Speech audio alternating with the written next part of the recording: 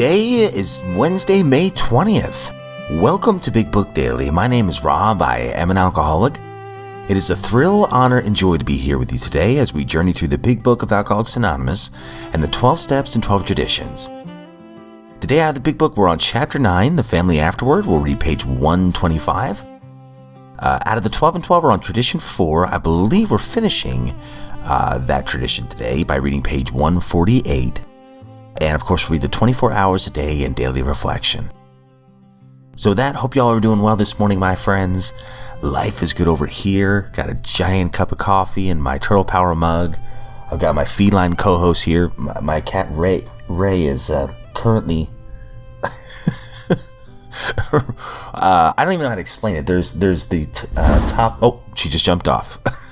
There's the top rail of my garage door with about maybe 2 inches of steel that she can walk across, and she found a way to do that and jump on all the steel cabinets. So she makes life interesting. And then the other cat just kind of stares at her, Ahsoka. She just kind of stares and puts her up to all these crazy things. Lives vicariously through. She's the actor on stage trying to direct Ray. That's what it is. Anyway, let's go ahead and get to the good stuff.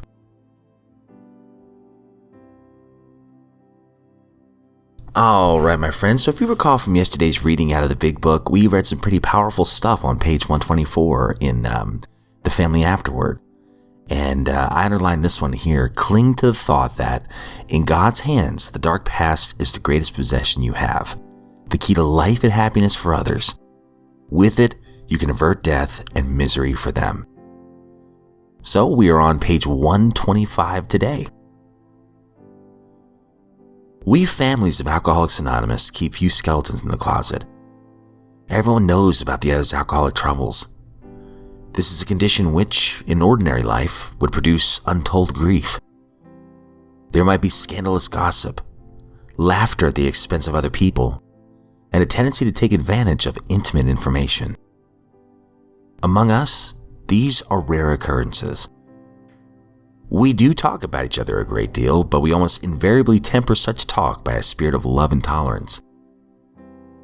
Another principle we observe carefully is that we do not relate intimate experiences of another person unless we are sure that he would approve. We find it better when possible to stick to our own stories. A man may criticize or laugh at himself, and it'll affect others favorably, but criticism or ridicule coming from another often produces the contrary effect. Members of a family should watch such matters carefully, for one careless, inconsiderate remark has been known to raise the very devil. We alcoholics are sensitive people. It takes some of us a long time to outgrow that serious handicap. Many alcoholics are enthusiasts.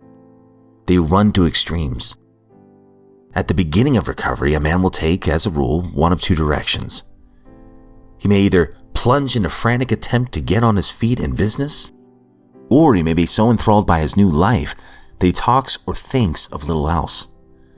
In either case, certain family problems will arise. With these, we have had experience galore.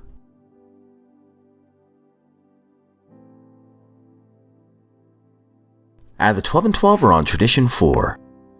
Each group should be autonomous except in matters affecting other groups or AA as a whole. And if you recall from yesterday's reading, a pretty interesting project going on here in this middle town. A real crackerjack had started up, it says.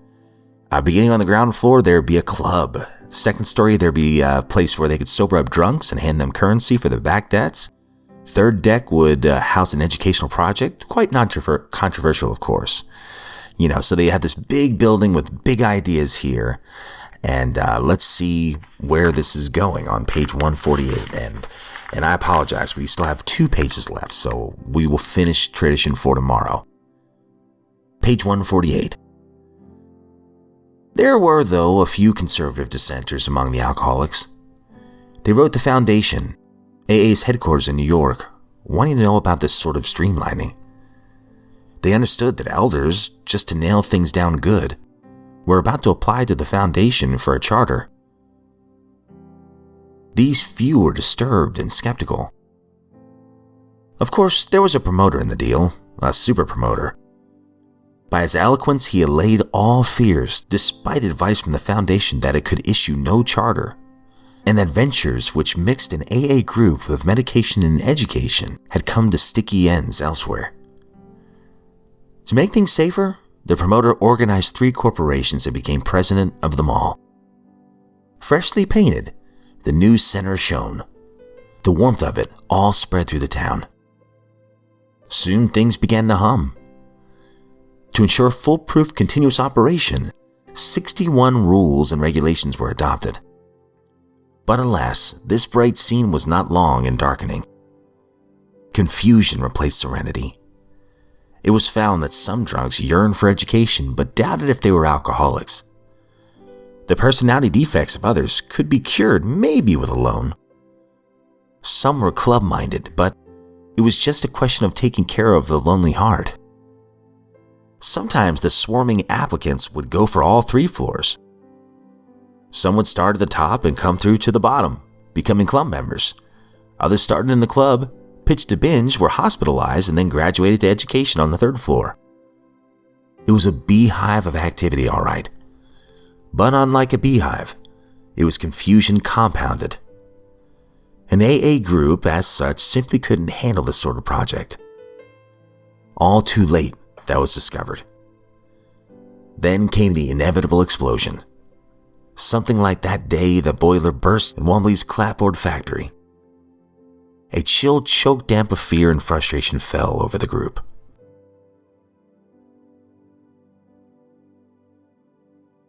"24 hours a day, May 20th. AA thought for the day.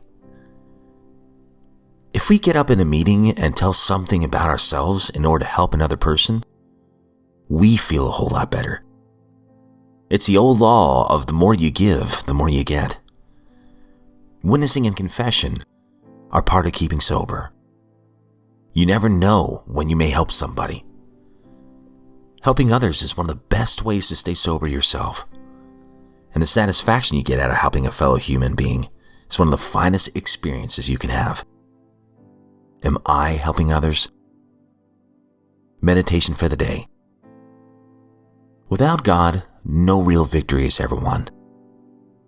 All the military victories of great conquerors have passed into history. The world might be better off without military conquerors. The real victories are won in the spiritual realm. He that conquers himself is greater than he who conquers a city.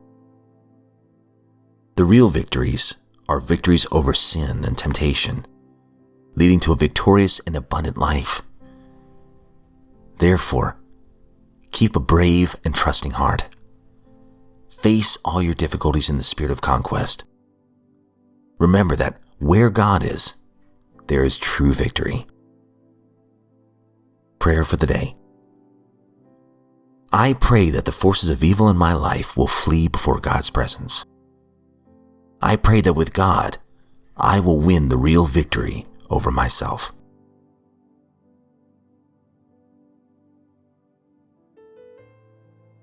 Daily Reflection, May 20th. One day at a time.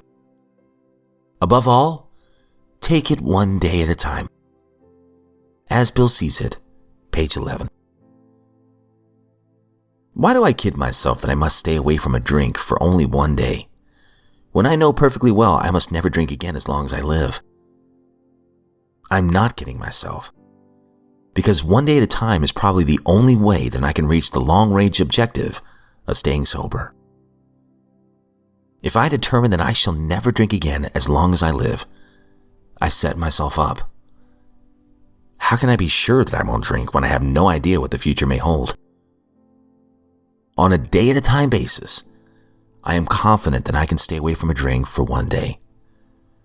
So I set out with confidence. At the end of the day, I have the reward of achievement. Achievement feels good, and that makes me want more.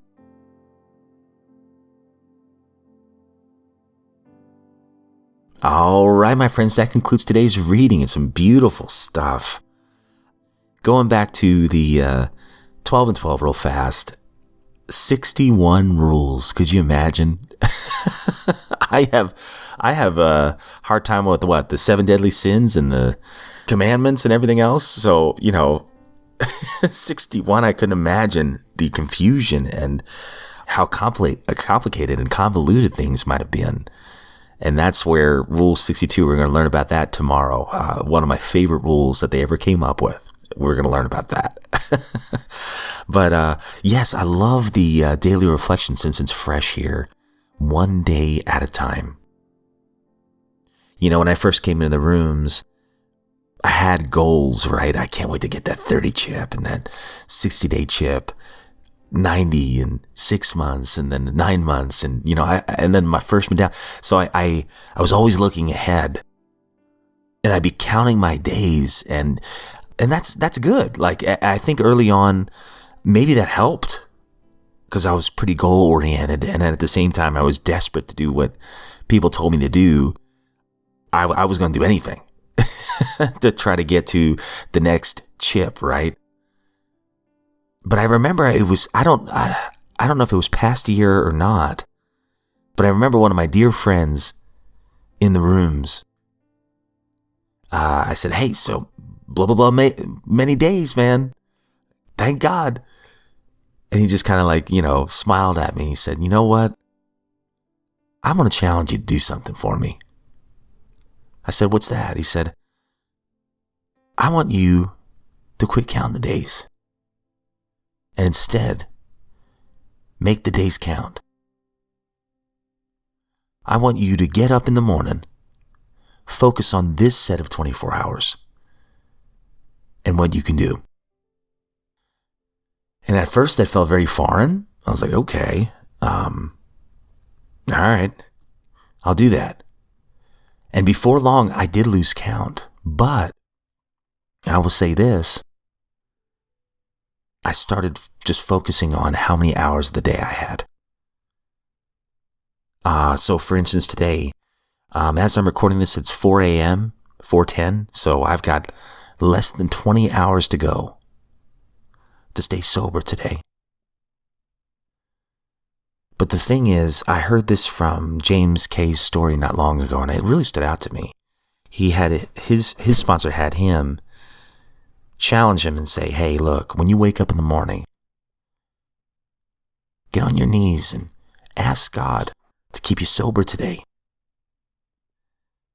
And if somehow by the end of the day, you haven't taken a drink, get back on your knees and thank God for keeping you sober another day."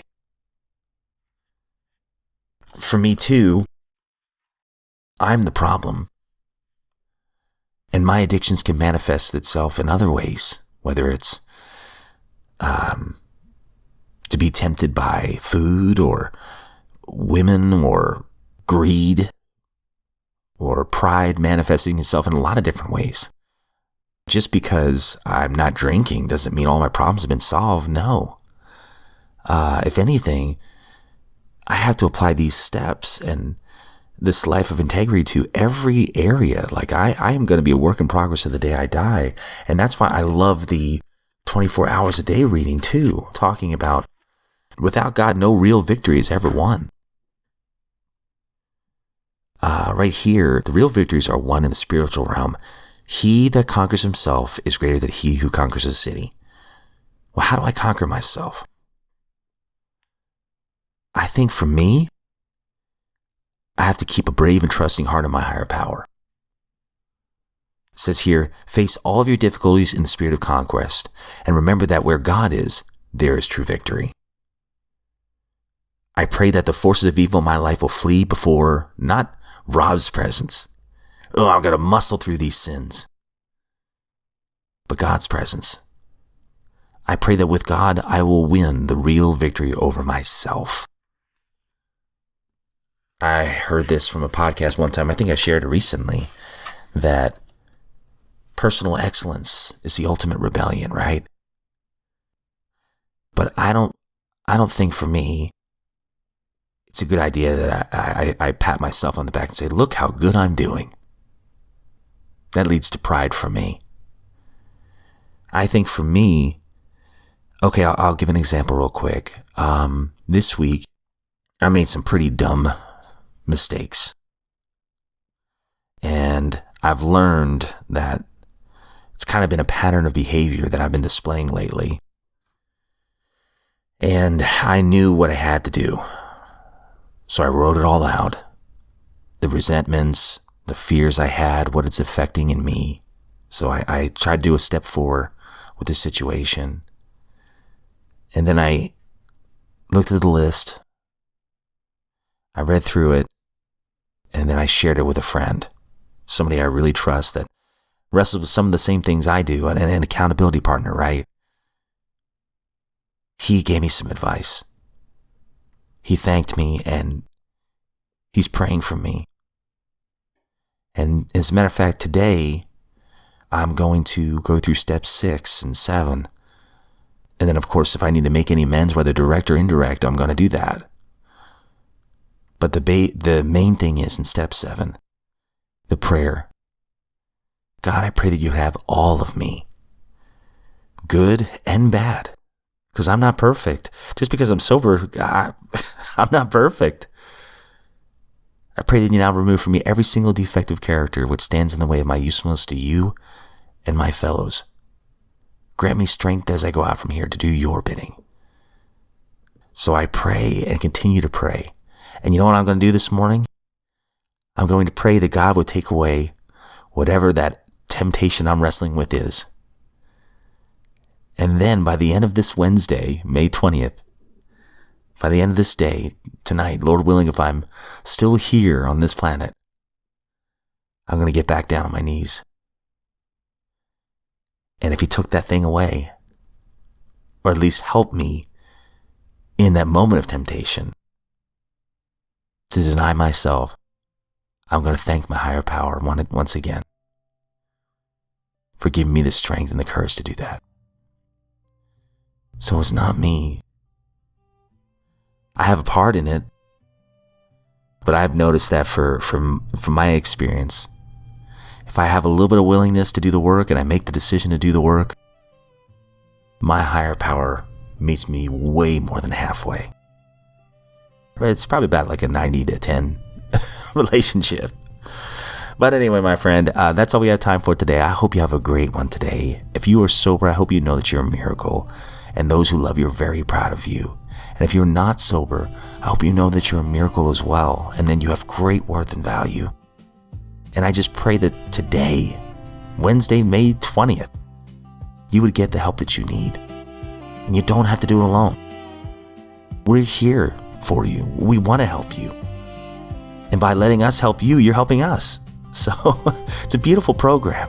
And we just pray that you would have the honesty, open-mindedness, and willingness to get the help that you need today, because your story's not done yet. I think your best chapters are yet to be written. That's just Robology for you. But as always, I don't speak on behalf of AA, NA, Al-Anon, any other sect.